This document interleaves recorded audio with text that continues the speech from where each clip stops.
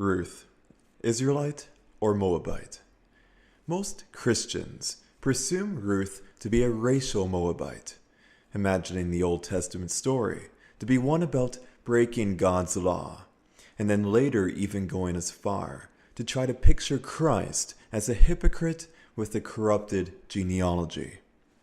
Today we're going to, and hopefully in a concise yet effective manner, defend Ruth and decisively prove her Israelite ancestry. This has been done before many times, but seldomly in an effective video format.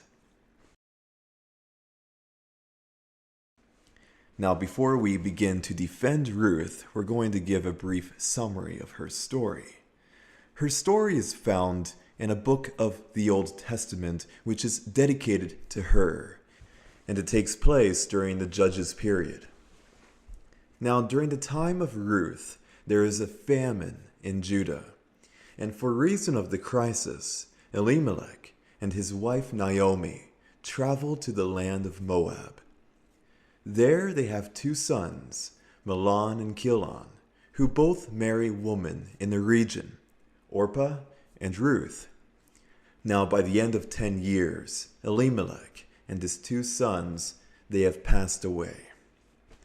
With her husband and two sons dead, and hearing that the famine in Judah has ended, Naomi plans to return to Judah. Widows were very vulnerable during this time.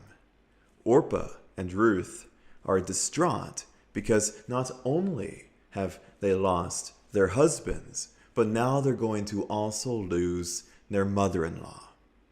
Orpah leaves, returns to her village, but Ruth decides to continue on with Naomi. She follows her back to Judah, and there she is introduced to Boaz, her late husband's apparent closest relative, who is obligated to take her in, as per the law of kinsman redemption. However, Ruth learns from Boaz that her late husband had an even closer relative who therefore the obligation falls towards first.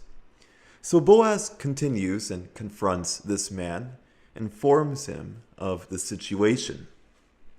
But the individual rejects his responsibility as kinsman redeemer.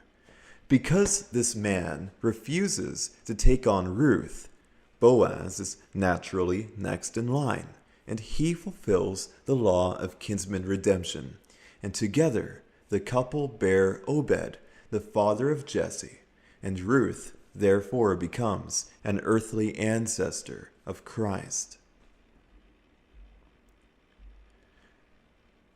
That is a summary of the story of Ruth. And now, because the story of Ruth takes place in the Judges period, we should also look at the history of Moab leading up until then. This will help us understand the conditions of the land during the lifetime of Ruth. When the Israelites entered Canaan, they were instructed by Yahweh God to slay certain inhabitants of the land. The Moabites were one of these people, and one of the few where the Israelites actually, for the most part, followed the commandment which was given to them. Numbers 21 tells us that Sihon, the king of the Amorites, had taken all the land of Moab, and also the Moabites therein captive, before the Israelites arrived. Then, concerning Sihon, in Deuteronomy 2, we read, "Then Sihon came out against us, he and all his people, to fight at Jahaz. And Yahweh our God delivered him before us. We smote him, and his sons, and all his people. And we took all his cities at that time, and utterly destroyed the men and the women and the little ones of every city. We left none to remain." The Israelites then went on to occupy the land of Moab, destroying both the Amorites and Moabites who had dwelt there. And there are enough verses relating to this that Bible teachers on the subject of Ruth really have no excuse for their ignorance. Here are some. Most of us know that the Israelites were famously given the commandment to destroy the Canaanites. And we see that the Moabites are one of the few instances where the Israelites devotedly followed the command. It is well known that later on, west, across the Jordan, the Israelites had, for the most part, compromised and left many Canaanites alive, for which Yahweh God rebuked them. And they suffered the consequences of their own devices, and we still suffer to this day. But as for the lands east of the Jordan, we see that the Israelites had indeed, for a great part, succeeded. After the original inhabitants were destroyed or driven out, much of the land was then given to the tribes of Reuben, Gad, and Manasseh. We read this in Deuteronomy 3, verses 12 to 16. In this land which we possessed at that time, from Aror, which is by the river Arnon, and half Mount Gilead, and the cities thereof, gave I unto the Reubenites, and to the Gadites, and the rest of Gilead, and all Bashan, being the kingdom of Og, gave I unto the half-tribe of Manasseh. And unto the Reubenites, and unto the Gadites, I gave from Gilead, even unto the river Arnon, half the valley, and the border, even unto the river Jabbok, which is the border of the children of Ammon. So we see that the land of Moab was then inhabited by the Reubenites, Gadites, and by a portion of the tribe of the Manassites. Often in history, when the original inhabitants of a land are displaced, it is not uncommon, for sake of convenience, that the newer inhabitants take on the older and still relatively known name of the land. For example, the state of Alabama is named after the Alabama, a tribe of Native Americans who lived there previously. Now today, someone who lives in Alabama is still called Alabaman. But common sense tells us that your typical Alabaman today is not a Native American, but rather European, or at least some other group. And we know that because we know the basic history of Alabama. If one is reading any piece of literature and Alabama is mentioned and an Alabaman therein, it is foolish to assume them to be automatically, by default, a Native American. That same common sense tells us about the situation in the land of Moab during the time of Ruth. In her time, and much like our own time now, many men identified themselves more so by geography rather than solely by their tribe. We see this in David and Saul, despite David being a Judahite and Saul being a Benjamite. In 2 Samuel chapter 23, we see a list of some of David's mightiest warriors who are all named by geography. These events we're speaking of first started to take place circa 1450 BC, and Ruth was also alive during the wider Judges period. In Judges 11:26, we see that by the time of Jephthah, the Israelites had possessed the land of Moab for 300 years. With this context in mind, we see that during a time of famine in the land of Judah, Elimelech and his wife Naomi had traveled across the Jordan to Moab, a place where many of their kin, Reubenites, Gadites, and Manassites, dwelled, and they dwelled there for a long time.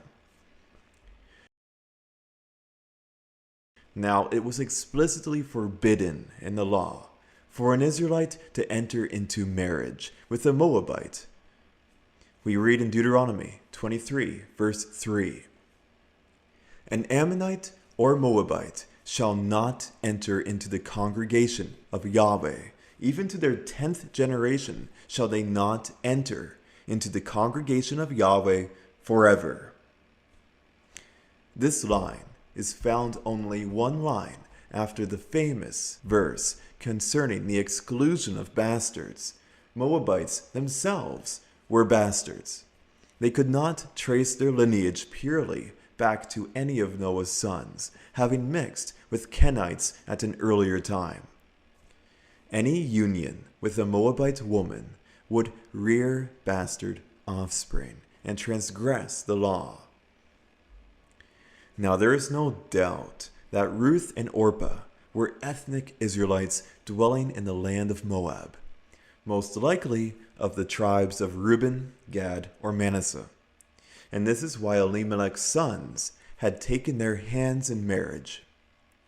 When Ruth travels back to Judah with Naomi, the law of kinsman redemption becomes of immediate importance for her. This law was in place so that when an Israelite man died, his nearest of kin would take his wife and bring up seed for him, so that his name would not be lost in Israel.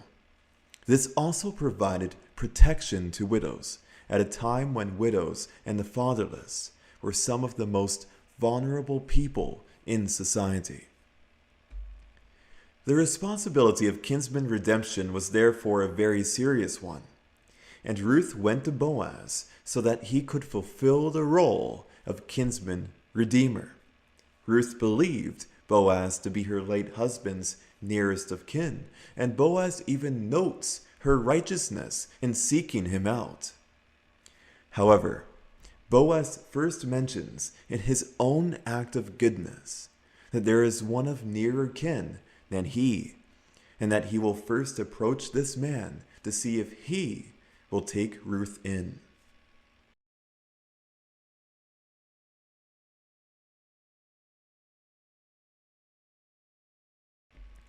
There are two major signals here that Ruth was indeed an Israelite.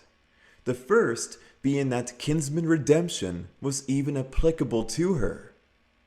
Boaz is a man of good character that is very visible in the account. He is following and respecting the law of God. He is zealous for it and commending Ruth for her similar fervor and dedication. Now, if she were a Moabite by race and not by geography, then Boaz, who so clearly respects the law, would have cited that same law and cast her away. The second signal is equally significant, and that is when we see that this man of nearer kin whom Boaz mentions and later approaches refuses to follow his obligation of being a kinsman redeemer, for apparently he doesn't want to share his inheritance with any woman or possible sons. The punishment of refusing to fulfill your obligation of kinsman redemption was a serious one. In Deuteronomy, we read, "If brethren dwell together, and one of them die, and have no child, the wife of the dead shall not marry without unto a stranger. Her husband's brother shall go in unto her, and take her to him to wife, and perform the duty of a husband's brother unto her. And it shall be that the firstborn which she bears shall succeed in the name of his brother which is dead, that his name be not put out of Israel. And if the man like not to take his brother's wife, then let his brother's wife go up to the gate unto the elders, and say, My husband's brother refuses to raise up unto his brother a name in Israel. He will not perform the duty of my husband's brother. Then the elders of his city shall call him, and speak unto him. And if he stand to it, and say, I like not to take her, then shall his brother's wife come unto him in the presence of the elders, and loose his shoe from off his foot, and spit in his face, and shall answer, and say, So shall it be done unto that man that will not build up his brother's house. And his name shall be called in Israel, the house of him that has his shoe loosed. This man apparently wanted the inheritance which the son of Elimelech had left behind, meaning his estate. At least, this is what the account in Ruth seems to imply. He initially accepts to redeem the estate, but when he learns that the man had had a wife, he refuses. He then looses his shoe before the elders, in acceptance of his punishment according to this relatively, in comparison to other laws, more obscure one. If he was aware of this obscure law, then he also most certainly would have been aware of an Ammonite or Moabite shall not enter into the congregation of Yahweh, even to their 10th generation shall they not enter into the congregation of Yahweh forever. Citing this would have allowed him to both avoid punishment and also the damage on his reputation, and he would have inherited that estate. This law was well known, and a man who is aware of Deuteronomy chapter 25 would also of course be aware of the much more recognized, important, and significant Deuteronomy 23 verse 2. But he doesn't cite it, and that's because Ruth was an Israelite. Ruth even affirms it in her own words. In the King James Version, we read Ruth tell Naomi in Ruth 1:16, And Ruth said, Entreat me not to leave you, or to return from following after you. For where you go, I will go, and where you lodge, I will lodge. Your people shall be my people, and your God my God. The words shall be are added to the text. They are in italics, and they are not in the original text of the Hebrew. Brenton also added shall be in his translation of the Septuagint, and neither is it found in the Greek there. This is because translation is always in part interpretation, and these men were adding words to the text to try to shape it into what they imagined it to be. There is no future tense in the words of the passage here either, not in the Hebrew of the Masoretic, nor in the Greek of the Septuagint.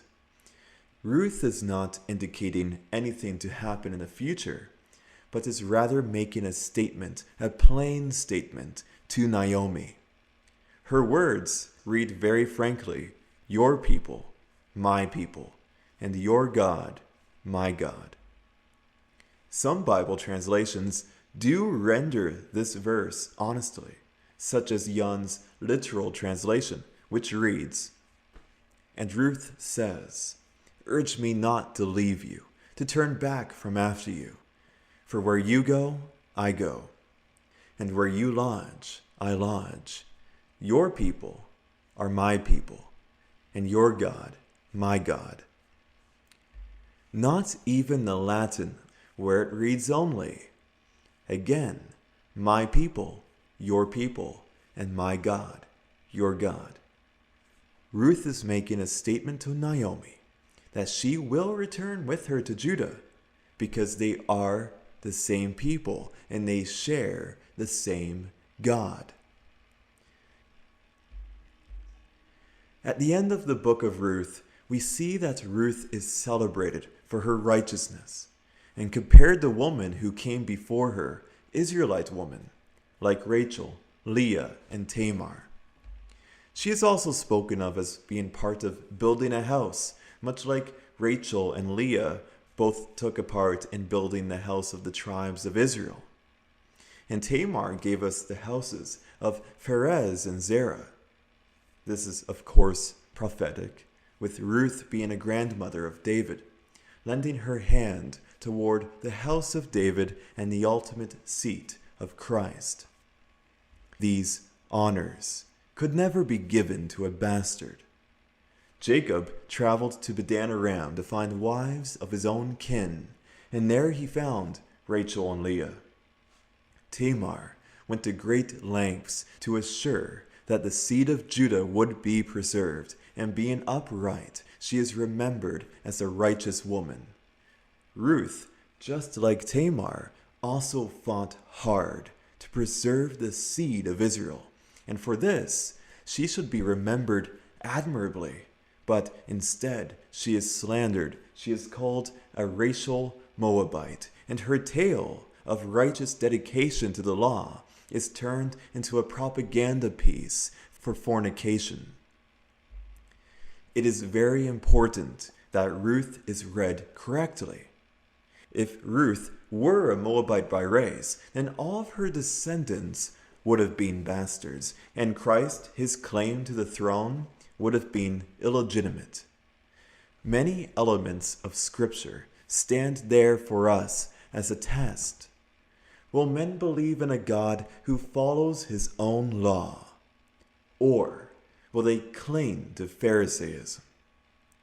The Ruth story can either be interpreted fancifully, that the law of God was broken that day, that no one spoke a word of it, that David was a bastard, and that God himself condones the breaking of his own law.